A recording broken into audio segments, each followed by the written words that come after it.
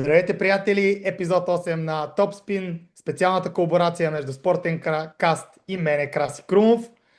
Здравейте, момчета! Радвам се да ви видя и се радвам, че тази вечер ще си поговорим за тенис, защото със сигурност е по-приятно, като има и други хора на екрана, заедно си говорим за тенис. Добре дошли отново! Поредно наше завръщане в рубриката, която е съвместна колаборация.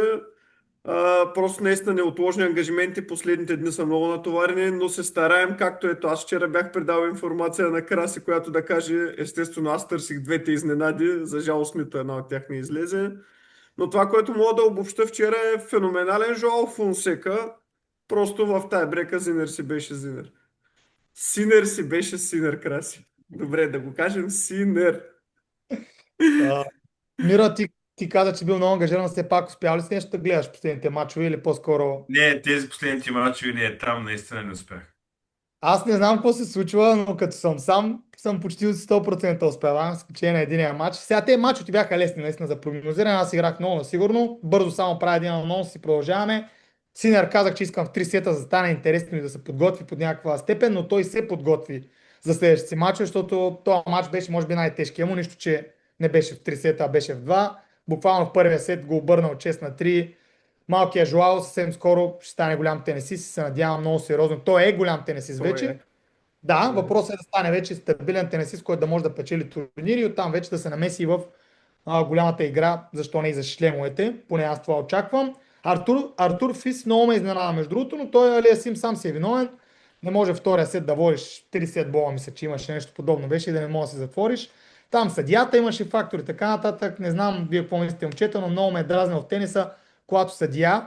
Всъщност аз вярвам на едно правило, даже и в футбола, но особено в тениса. Хубаво е съдиите да имат някакъв опит тенис, поне да са играли аматьорски тенис, защото не можеш да правиш забележка за прекрачване на времето след някоя дълга точка или в някакъв супер важен момент. Това е супер дразнещо за мен като зрител, пък камо ли за самия играч. А той направи едно пеналти преупреждение на Алия Сим при 4 на 5, мисля, че и брекпоинт. Нещо подобно имаше, което беше безумие поне за мене. И разбира се, Зверев си опатка тя, както се очаква в два сета. Много се радвам, че познах за Лърна Тиен. По-предния епизод, преди два епизода с Миро си говорихме и познах, че бие Шилтън и познах, че бие Фукина. И двата ми прогнози бяха 2 на 1 и двата пъти познах даже и точния резултат. Разбира се, с доза шанс. Винаги в 3 сетовите мачо има доза шанс. И моята любимка Арина Саваленка, Яни нямаше те. Чакаме мача между Арина и Рибакина, но наблегнах много на нея, защото бях сам. Разбира се, аз ще бъда много кратък. Просто си е прегазила Осака, защото не съм гледал точно мача, но то се очаква Осака след тия... Аз говорих преди епизод, няма да го сягам повече. Тия мелодрами, които имаш покрай нея, напълно нормално. Тая депресия много и е трудно да се завърне. Прави два добри мача, които наистина виждам в старата Осака и на третия матч. Жалко, защото е много добра тенисистка. Много Осака, ако жалко. не беше се отказала, трудно някой ще да я бие. Аз, когато пробил Осака и когато стана номер едно в света, си казах, това е третата сестра Уилямс. Те нямаше кой да я бие. Тя излизаше и си ги разпердашваше и така за отрицателно време. Аз бих добавил нещо друго, което е интересно от вчера. Виктория Мбоко. Тази млада канадска тенисистка успя да разгроми Аманда Енесимова. Боко нахлу с гръм и трясък в топ 10. Продължава да катери стълбичката.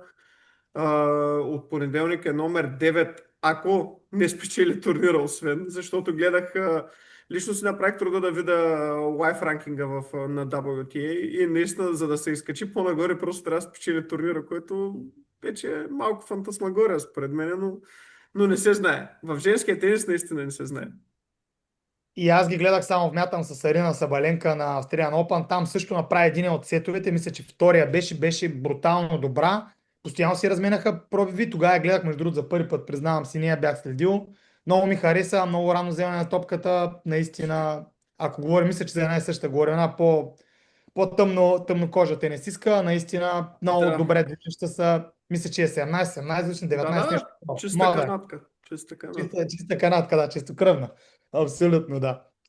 Ами давай, Айде да Яни, защото започваме. има топ мачове, да. Да започваме с днескашните 8 срещи, 4 при мъжете, 4 при жените. Всичките срещи са интересни. От тук нататък наистина няма слаби мачове. Първият матч е между сензацията за мен до момента в турнира в Индиан Уелс, Ринки Хаджиката и Камера Нори. Аз ще започна кратко, Хаджиката надмина себе си при победата над Бублик, но пък всички знаем какъв е Бублик. Бублик е страхотен тенисист, но пък и в същото време е страшен лиглю. С извинения за епитетите, наистина Бублик, ако имаше малко повече дисциплина, преспокойно можеше да се бори и за топ 3. Но същия казус е и Ник Кирилс, така че талант много, но дисциплината липсва. Ринки Хаджиката се възползва от това, победи си Бублик 2 на 1. Предните му съперници, да, победи Лусиано Дардери, но до там нищо кой знае какво при останалите съперници. Иначе до момента 5 поредни победи в турнира. Камеран Нори също хвърля една мини бомба, така да кажем, с отстраняването на Алекс Деминор. Левичарят от Англия е просто за мен е пълна енигма какво прави в този турнир. Нямах възможността да гледам нито мача с Деминор, нито мача му с Макензи Макдоналд, но честно казано, ако трябва да се нагърбя с прогноза тук, бих заложил на опита на Камеран Нори. И просто тази лява ръка, това нестандартно, ние го коментирахме и на матча преди матча с Деминор. Нестандартно сечене на втория сервис. Той просто изкарва опонента си извън корта със своя втори сервис. Типично за левичарите, де. И бих се нагърбил наистина прогнозата ми е победа за Камеран Нори. Миро? Аз смятам, че може би да, Нори ще спечели, но Хиджиката играе изключително силно в защита, изключително бързина има, както и първия му сервис е много силен, което предполагам, че в един момент доста ще затрудни Нори, но няма, за съжаление, Хиджиката няма завършващи удари, които да уинери, така да се каже, нали, които да могат да му спечелят матча в решаващите моменти, така че смятам, че Нори ще победи. Нямах мачове до момента, така че е интересно. Аз ще бъда още по-кратък. 2-0 за Нори. Хиджиката даже сега малко грубо ще прозвучи, но до тук му е място в турнира според мен. Е играта, която показва. Честно казано, матч, който не бих гледал. Нали, тук сме в крайна сметка в YouTube, за да си говорим истините. Матч, който не бих гледал, но все пак решихме да го включим из програмата, даже по моя инициатива, просто защото Нори наистина прави много хубав турнир, който трябва да се отчете, и победата му срещу Деминор наистина към днешна дата е най-голямата сензация в турнира, защото Деминор е в брутална форма. Видяхме го на Австралиан Open, коментирахме го. Кратко, точно и ясно, 2-0 за Нори, съгласен съм с двамата, особено това, което каза Миро. Хиджиката няма тези завършващи удари. Той Нори не е толкова стабилен в завършващи, но много добре наглася точката и накрая се я завършва с един удар, който вече те е изморил. Реално и левичарския сервис му помага. Много раното вземане на топката и това побутване от бекхенд, все едно, че е смутика, в кавички, но върши работа. Явно държи топката ниско. Гледах, че Деминор, аз гледах някакви къснати части, много го мъчеше Деминор. Така че, т.е. Камеран Нори мъчеше Деминор, че не знам как прозвуча. 2-0 за Нори. Следващата среща е Данил Медведев с още един така, да кажем, играч, който хвърли бомба в турнира. Това е Алекс Микелсен. Изненадващи бяха победите му и срещу Уго Умберт и срещу Тейлър Фриц на Микелсен, но пък винаги е загатвал за потенциала си, но мисля, че и на предния епизод го казах, сравнение с останалите американски тенисисти, за мен ще се остане един посредствен. Няма да успее да стигне, примерно, ако се върне малко по-назад, и нивото дори на Джон Лиснър няма да успее да достигне, но за сметка на това пък ще е константен. Ще си бъде в топ 50 това момче. Данил Медведев, победителя от Дубай. Да, малко странният финал в Дубай, който Талон Грек спор не излезе да играе. Но пък титлата си беше за Медведев.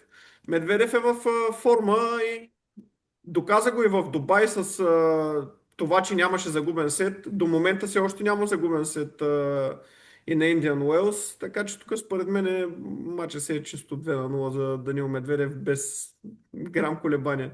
Много агресивен, тръгне ли му сервиса, Медведев просто не може да бъде спрян. Краси?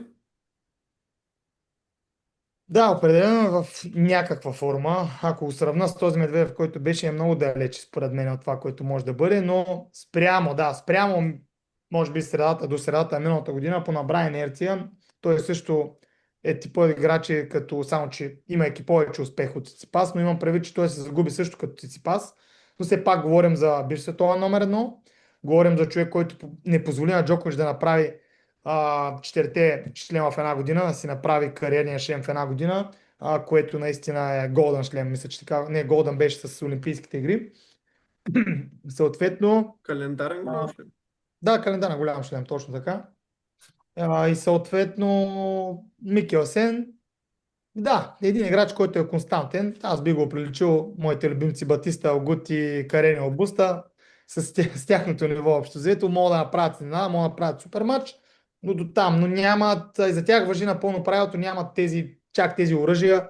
Примерно един дрепър, който ще говорим след малко, който може да има някакви пропуски, но има примерно брутален сервис, има нещо, за което да се застъпи, оттам матча да стане интересен.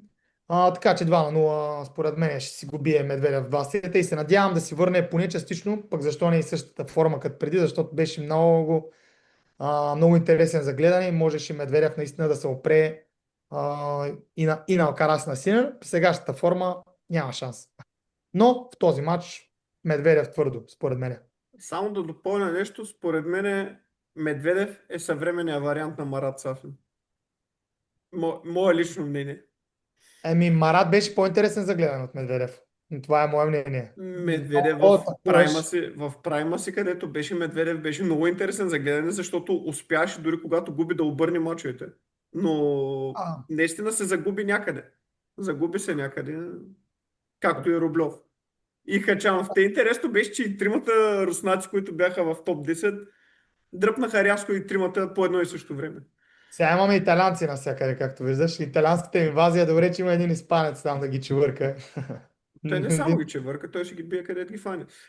Миро, Аз само изчакам да си довършите закачката. закачката. Да, аз също смятам, че Медведев ще би, въпреки, че за разлика от вас, аз смятам, че Медведев е много по-добър тенисист, отколкото показва и ранкинга му, и титлите му. Смятам, че той наистина в прайма си беше на едно ниво с най-големите и беше способен да ги победи. Но тук смятам, че Микелсен единственият му шанс е евентуално, ако атакува по-често мрежата и по някакъв начин успее да го натисне с сервис и да му отговори на агресивния стил на Медведев на моменти, но липсата на опит, която той има срещу големите тенисисти, ще му го лиши най-вероятно от победата или да бъде супер оспорвано поне 2 на 1, така че смятам, че 2-0 за Медведев.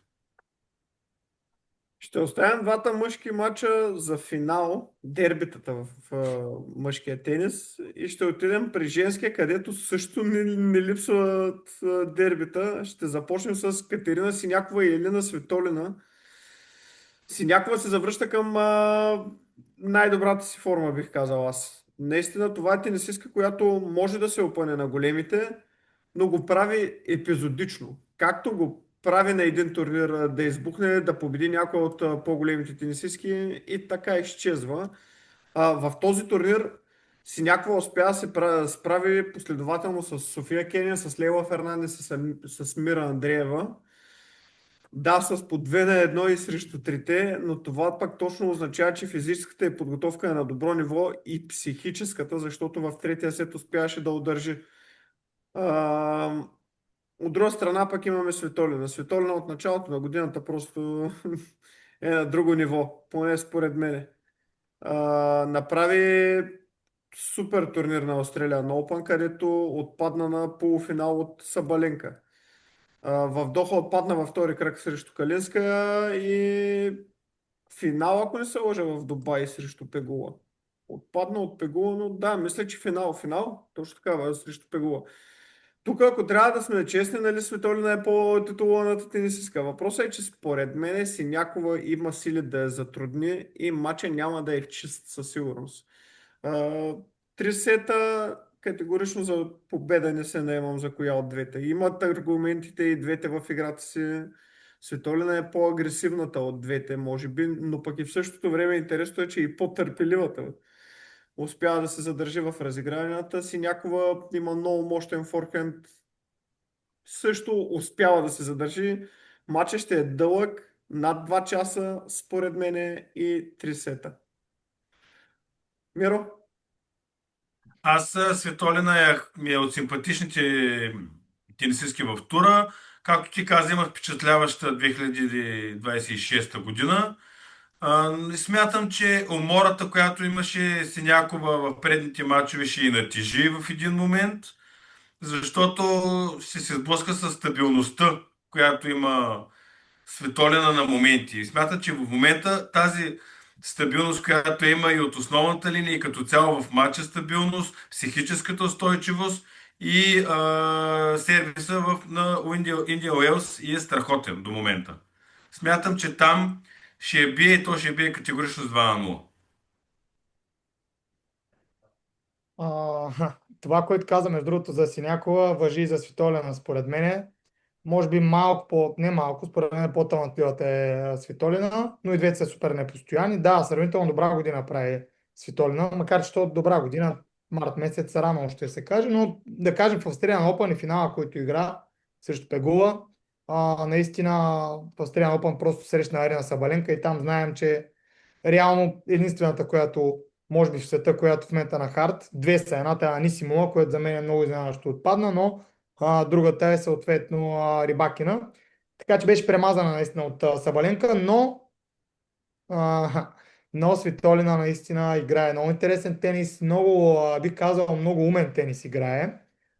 Тоест, така нареченият термин, сега ще се сетя, че ми изфръкна думата, процентен тенис. Тоест, тя не рискува, когато трябва твърде много. Говорим в класическите си мачове срещу Сабаленка, се опитваш да бъде твърде агресивна и там вече е ясно, че играта не просъществува много. Аз си мисля, че Столина ще бие, или поне това така ми се иска, поне на мен.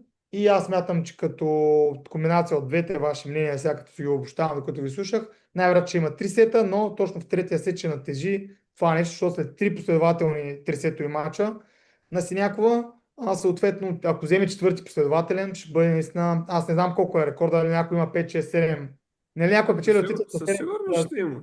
с 7 трисетови мачове, ще бъде наистина вау. То зависи и какви са трисетовите, нали? Защото в крайна сметка знаем 7-6, 7-6 звучи много по-аргументиращо, отколкото 1-6, 1-6-3, да.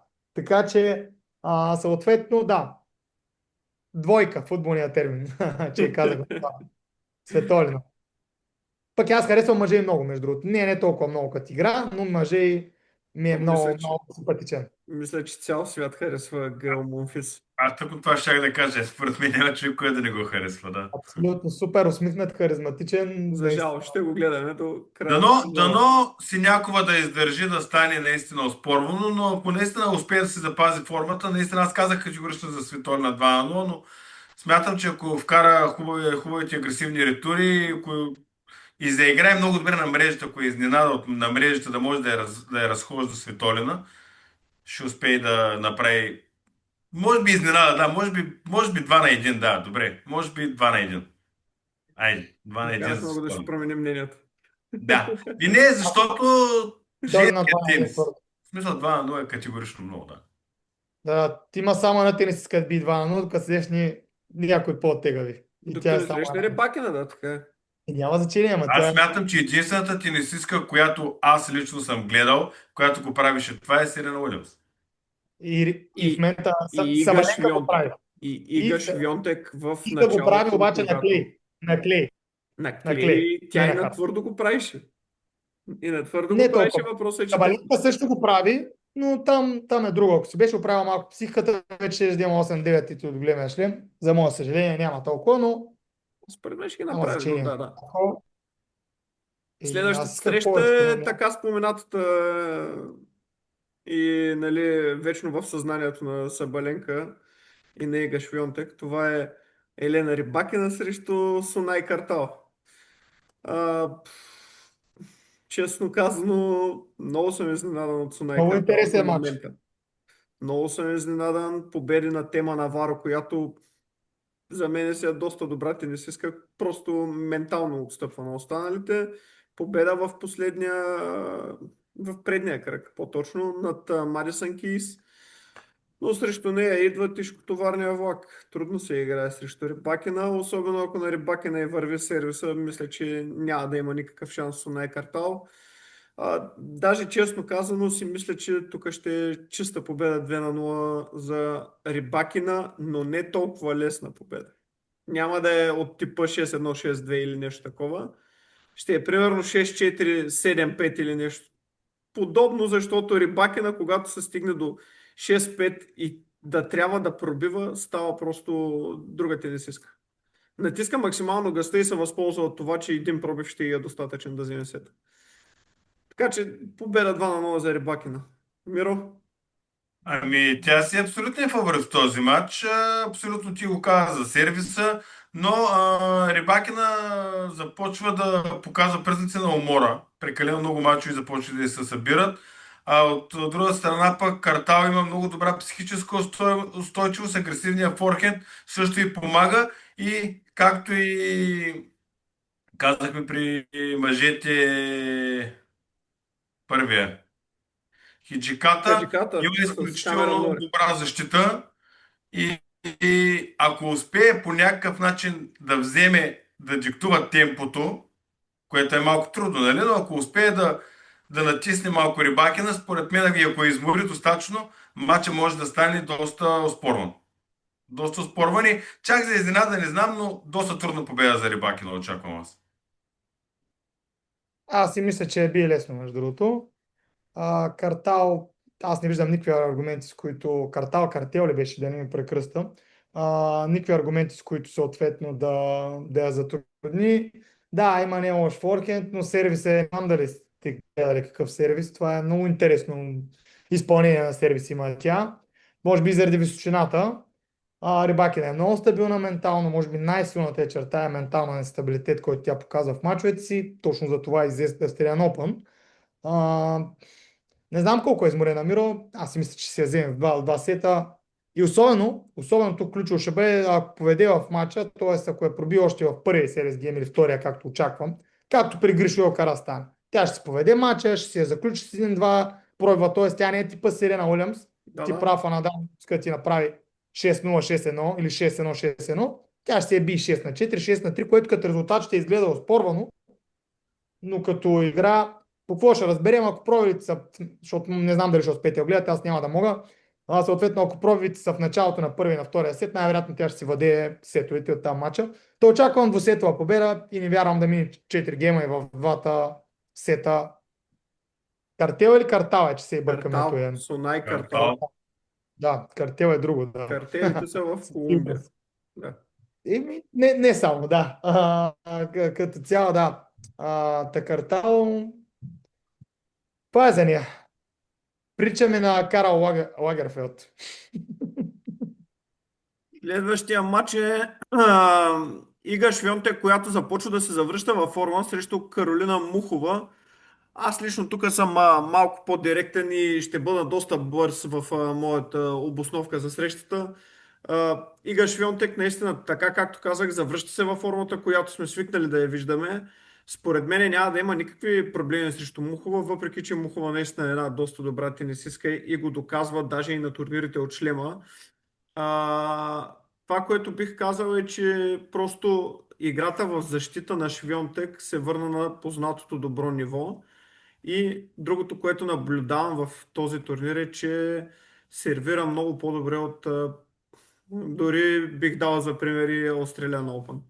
Затова си мисля, че тук прогнозата ми е чиста победа за Швионтек и то категорична. Дори категорична 6-4, 6-4, нещо подобно. Краси?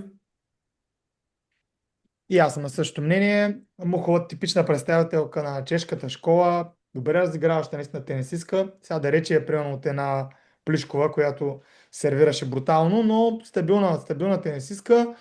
Но, както ти самия каза, Швентък се завършва към най-добрата си форма. Надяваме се, защото има още какво да вдига в нивото си, да кажем от миналата година до средата. Тепърва предстои, може би това също е надъхва нейния период на червено. Знаем, че там доминацията е брутална. И защо не знам дали тя е в потока на Сабаленка и на Рибакина. защото мисля, че Рибакина и Сабаленка са в различни потоци, но не съм сигурен. Това ще го погледнем за следващия епизод. Защо не от нея да видим един финал от Швионтек, ще е интересно. Рибакина потока. В Еми, Рибакина значи един потока. полуфинал. За нейно съжаление. Да, ще видим дали е за съжаление, между другото. Мисля, че е време малко да те смъкнем на земята, но не е лошо дали. Аз винаги съм го казвам не толкова, че съм почитател на Рибакина, просто наистина на Швионтек е много трудно да играе срещу Рибакина. И това Тя е се вижда. стабилна. Стабилна е, да. Та като цяло, да, и аз смятам, че пея на Швионтек. Не знам дали може да е 10 сет, съмнявам, по-скоро в 2 сета. Пак по-вероятно. Но победа на Швионтек. Миро, ти си. Аз също смятам, че Швонтек ще бие, като Мухова единствения шанс, според мен е смисъл да... Защото все пак и тя е много разнообразна и хубава тенисистка е Мухова, но ще се опита евентуално да играе слайс, евентуално да излиза по-често на мрежата, да може да придърпва и Швионтек напред, за да може да извади от комфорта, на който тя има на основната линия. Но въпреки това, ако Швионтек си вземе успее да почне да диктува темпото на матча, смятам, че си го затвори лесно с 2-0. И Това остана е. още един матч в женската схема, който е за мен е дербито на осмина финалите. Джесика Пегула с Белинда Бенчич. Пегула просто се намира в смразяваща форма. Това момиче първо, че изигра добър Australian Open, просто срещна Рибакина, колкото и да се повтаряме, едно и също Рибакина на Australian Open беше на друго ниво. Там Пегула беше изключително добра. Дори в втория сет беше на крачка от това да измъкне сета и да вкара мача в трети сет. А, даже...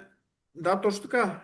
Влязах да проверя, тя имаше 2 сетбола срещу Рибакина в втория сет. А, в момента се намира в серия, ако не се лъжа, близо вече 10 на мача без загуба, след като спечели турнира в Дубай. И тук победи не лошите тенисистки като Дона Векич и Елена Остапенко. От другата страна на мрежата имаме още другата ми любимка, Белинда Бенчич.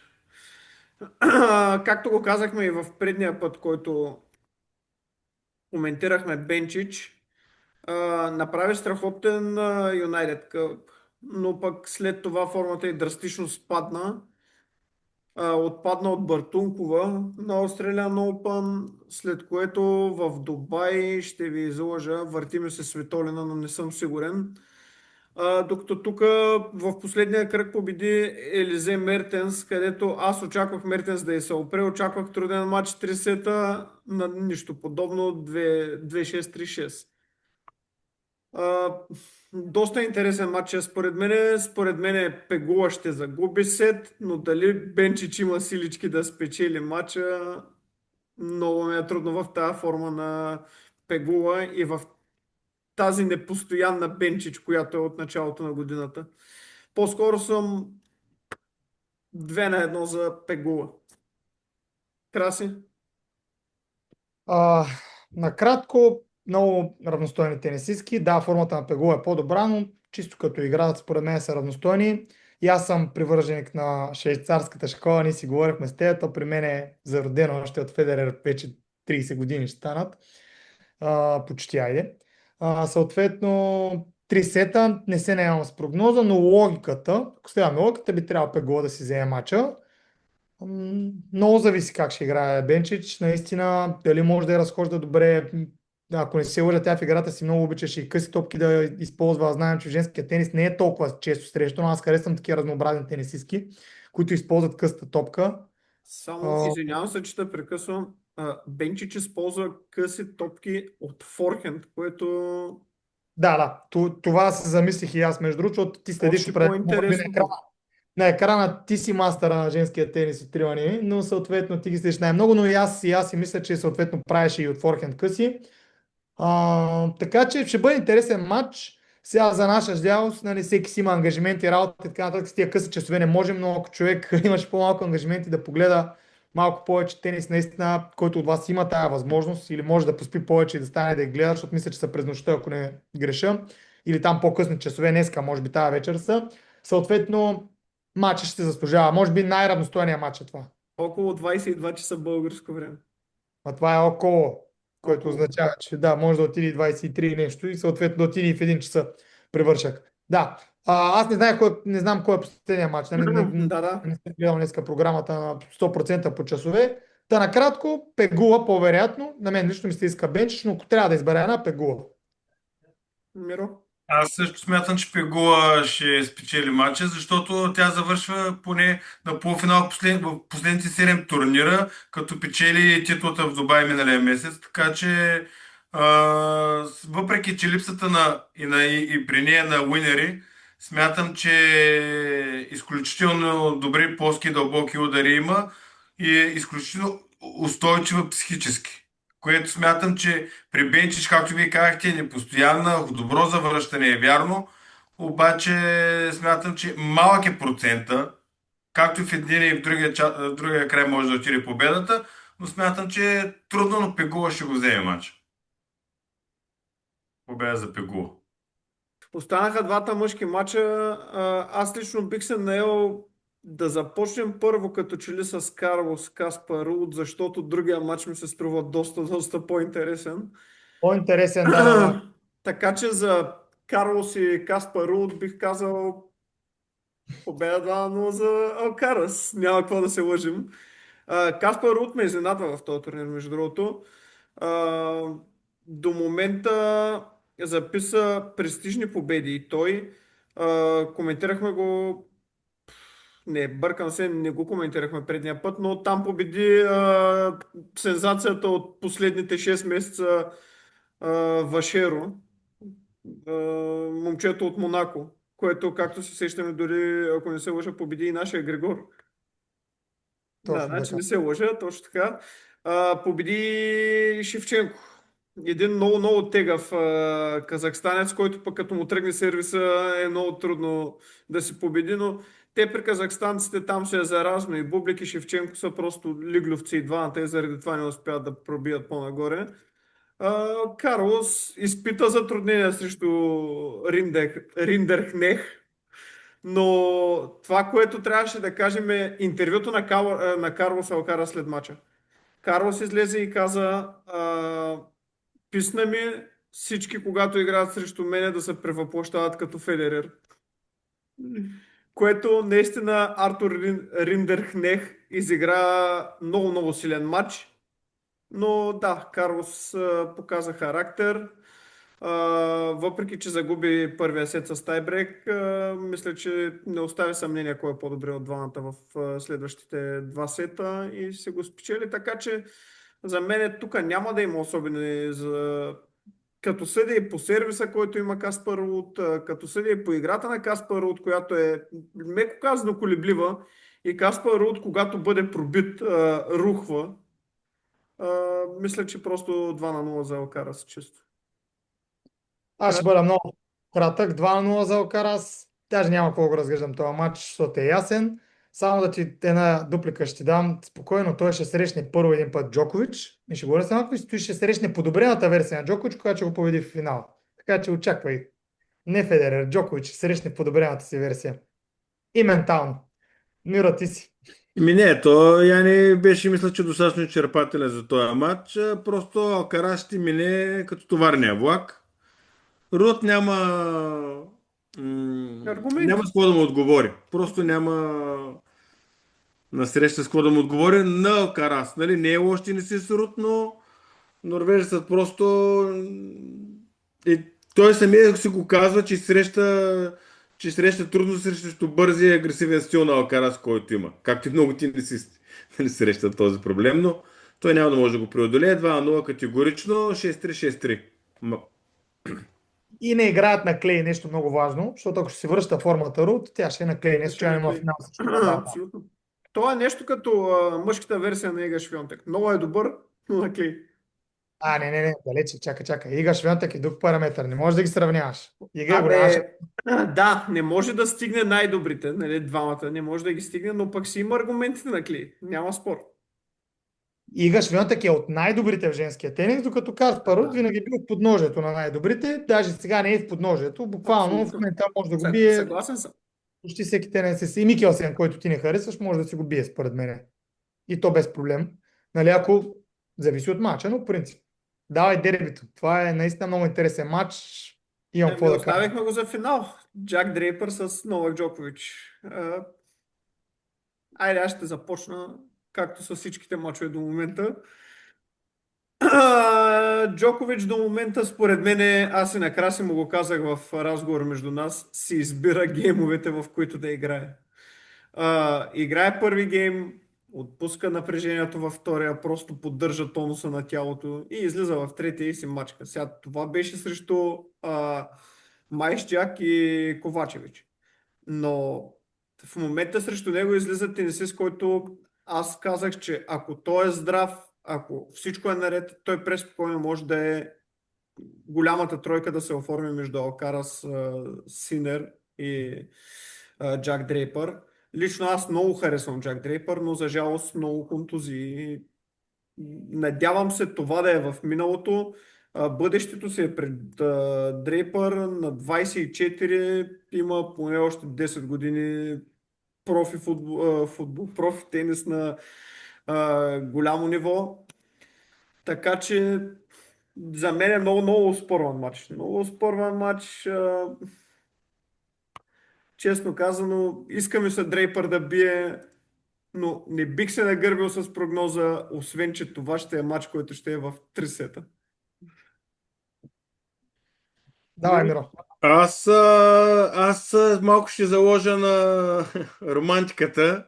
Аз смятам, че Джокович все още има сили, все още е тук, все още има сили да се изправя срещу най-добрите. Както вие казахте, Дрейпър е наистина от най-добрите. Просто в случая самия му ранкинг, нали, 14 не го слага по-напред. Но той е наистина между първите 3-4 тенисиста.